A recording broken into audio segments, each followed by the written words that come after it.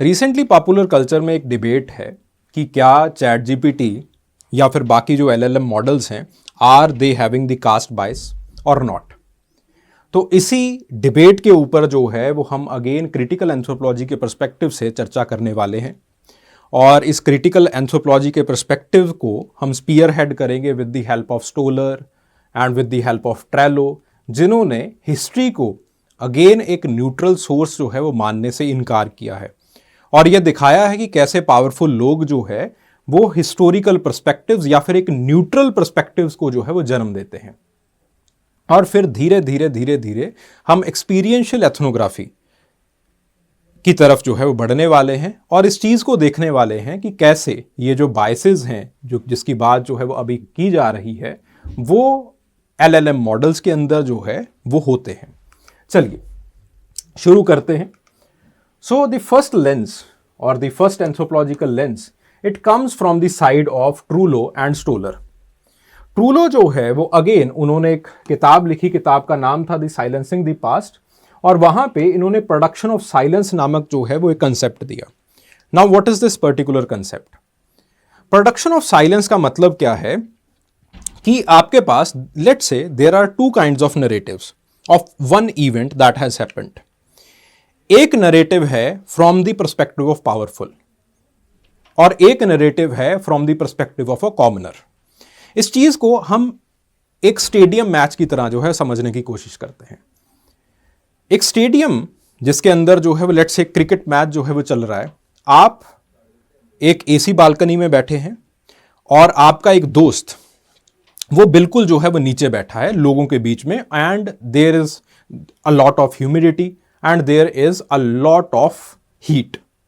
ठीक है, अब मैच को देखने का जो नजरिया है वो आपका डिफरेंट होगा और जो नीचे बैठा है इंसान उसका डिफरेंट होगा।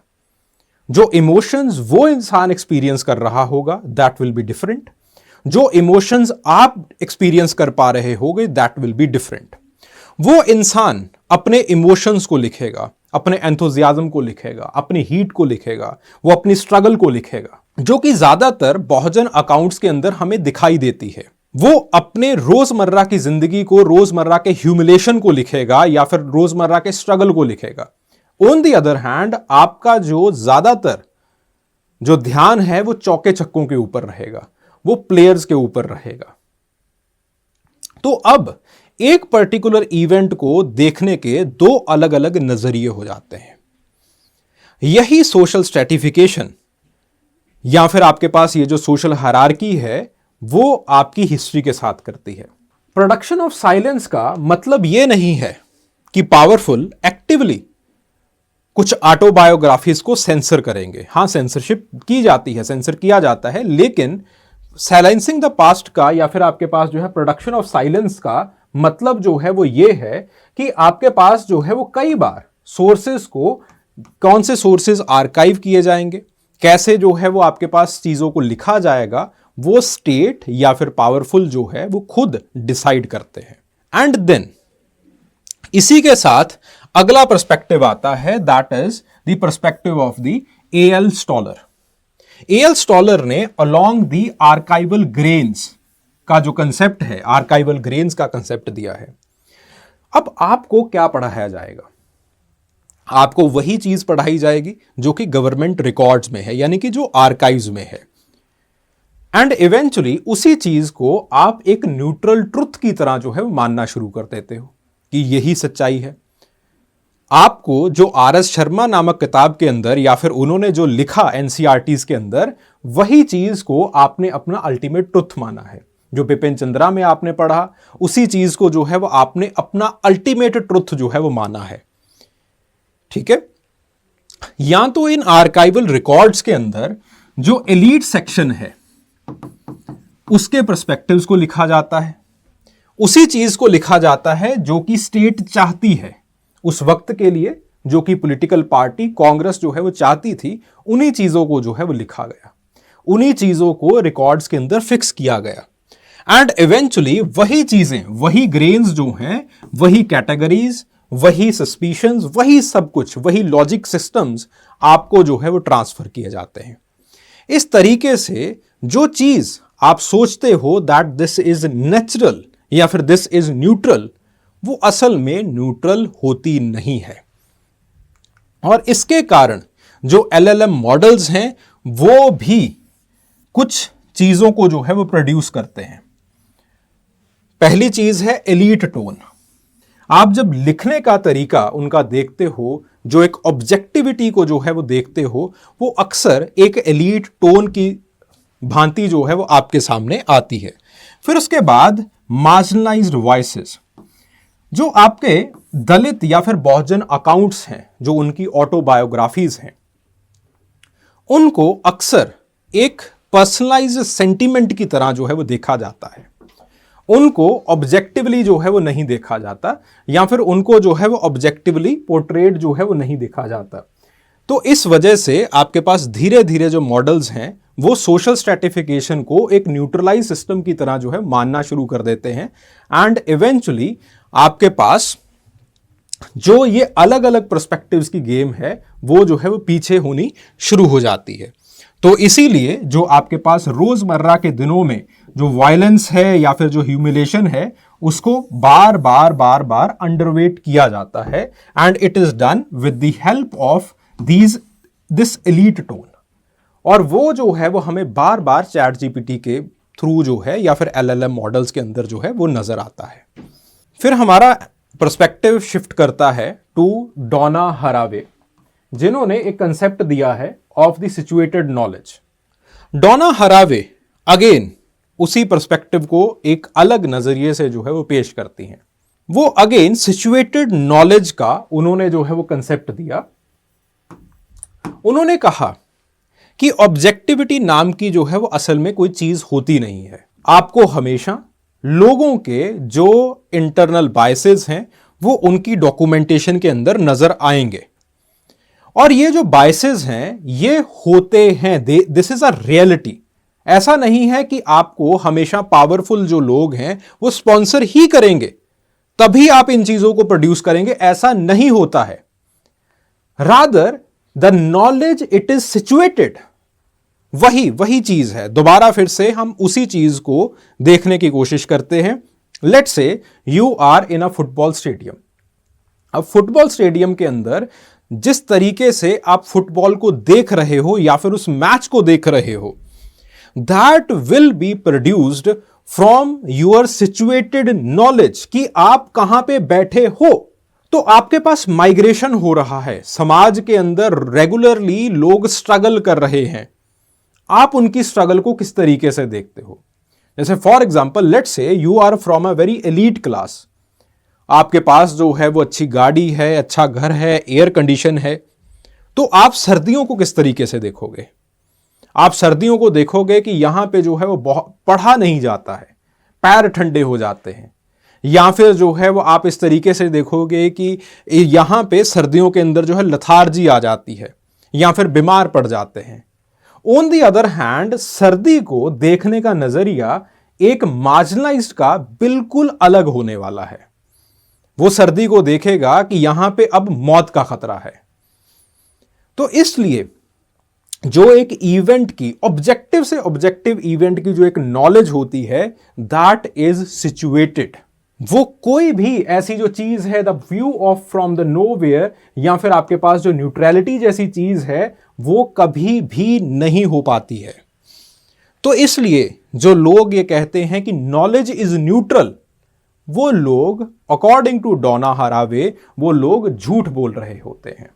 तो एआई अक्सर उन्होंने ये टेस्ट दिया, या फिर हम ये जो है वो टेस्ट कर सकते हैं कि जो दलित ऑटोबायोग्राफीज हैं उनको जो है वो एविडेंस को नहीं मानता, रादर उसको जो है वो एक बड़ा ही सब्जेक्टिव एक्सपीरियंस जो है वो मानता है, जिसकी वजह से जो उन बायोग्राफीज के अंदर जो एक टोन होती है, जिस तरीके से उन्होंने अपनी हार्डशिप्स को बता रखा होता है, उनको जो है वो उस टोन को, उस इमोशन को ना दिखा करके अपने तरीके से ऑब्जेक्टिवली सिर्फ और सिर्फ जो मटीरियलिटीज हैं या फिर ऑब्जेक्टिविटीज हैं उसको जो है वो आपके सामने पेश करने की कोशिश करेगा, जिसकी वजह से जो समाज की ऑब्जेक्टिव सच्चाई है या फिर आपके पास समाज की जो रियलिटी है वो जो है वो पीछे हो जाती है।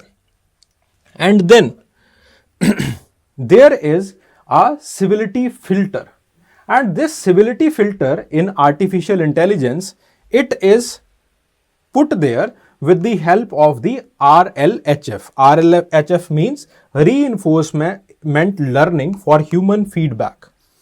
तो ह्यूमन फीडबैक से एआई जो है वो बार बार सीखता रहता है। Now how does it work? जब आप एआई मॉडल्स बनाते हो तो एआई मॉडल्स को ट्रेन किया जाता है और एक ह्यूमंस की टीम, लोगों की टीम जो है वो इसको ट्रेन करती है। और इस ट्रेनिंग के अंदर इस चीज को देखा जाता है या फिर इस चीज को जो है वो बार बार एनालाइज किया जाता है कि कौन सा जो है वो आंसर अच्छा है, कौन सा आंसर जो है वो बुरा है, उसको स्टार रेटिंग दी जाती है।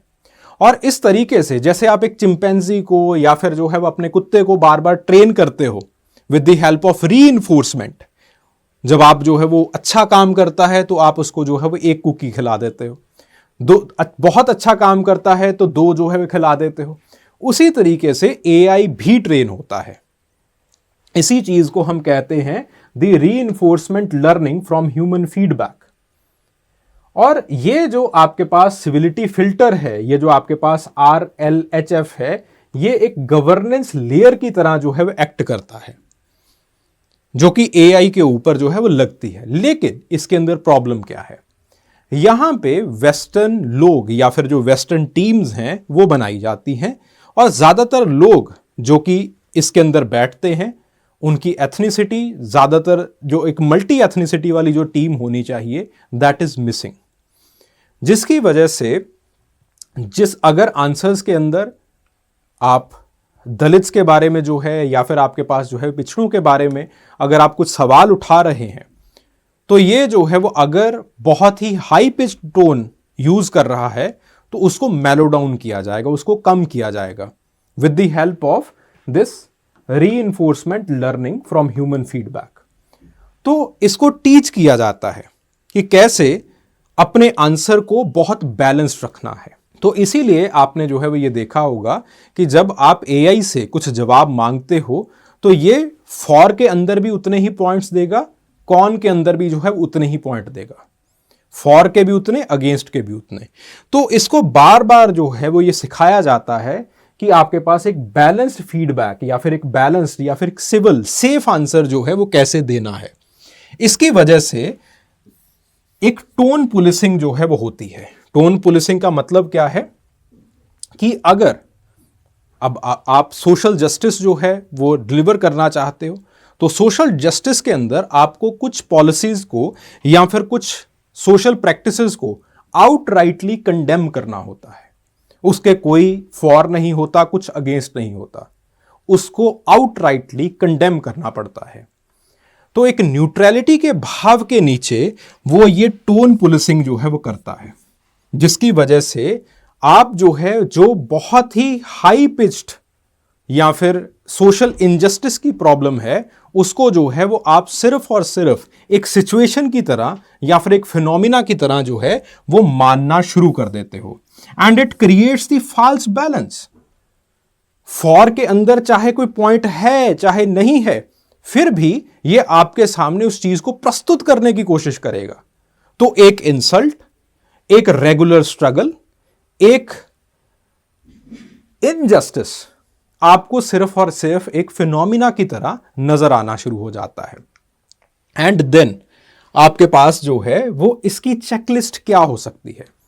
इसकी जो सबसे अल्टीमेट चेकलिस्ट है वो ये है कि जो आपके पास मार्जिनलाइज्ड लोगों की ऑटोबायोग्राफीज हैं, जो डॉक्यूमेंटेशंस हैं, उनको भी हम आर्काइव्स का जो है वो स्थान दें, उनको भी हम ग्रेन्स का स्थान दें। हम सिर्फ और सिर्फ गवर्नमेंट के पर्सपेक्टिव या फिर पावर के पर्सपेक्टिव के अंदर जो किताबें लिखी गई हैं या फिर जो डॉक्यूमेंट्स लिखे गए हैं, सिर्फ और सिर्फ उनको जो है वो इसके अंदर ना रखा जाए, उसी डेटा को जो है वो ना फीड किया जाए। जो आपके पास ऑटोबायोग्राफीज हैं मार्जिनलाइज्ड की, वो भी जो है वो दिया जाए। फिर उसके बाद जो ये ऑब्जेक्टिविटी का स्टैंस है उसको अगेन इंस्टीट्यूशनल लैंग्वेज से जो है वो रिप्लेस कर दिया जाए। Now what is the institutional language? AI इस तरीके से लिखे कि आपके पास इस पर्टिकुलर घटनाक्रम को या फिर इस सिचुएशन को देखने के इतने नजरिए हैं और हर एक नजरिए से आपको जो नॉलेज है वो दी जाए। एंड देन आपके पास जो सिविलिटी का स्टैंस है ये देखा जाए, डज इट पुलिस एंगर, और बार बार ये जो है वो मॉडरेशन को पुश कर रहा है, उस चीज को जो है वो देखा जाए कि एआई जानबूझ के एक सोशल इनजस्टिस को प्रोसेस की तरह या फिर एक फिनोमिना की तरह तो नहीं बता रहा। अगर आप इन चीजों को देख पाएंगे तो अगेन एआई जो है वो बहुत अच्छे तरीके से हमारी हिस्ट्री को, हमारे आर्काइवल रिकॉर्ड्स को रीडिफाइन कर पाएगा। अगर हम नहीं कर पाते हैं तो आपके पास ये जो बायस हैं ये कंटिन्यू रहेंगे।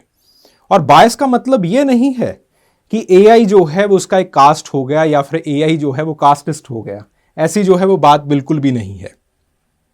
बायस का मतलब ये है कि एआई बार बार पॉलिटिकल न्यूट्रलिटी की तरफ जो है वो झुकाव उसका मुड़ जाता है, या फिर उसको सेफ दिखाने के लिए बहुत सारी जो सोशल इनजस्टिस के फिनोमिना हैं उनको प्रोसेस की तरह जो है वो पेश करना पड़ता है।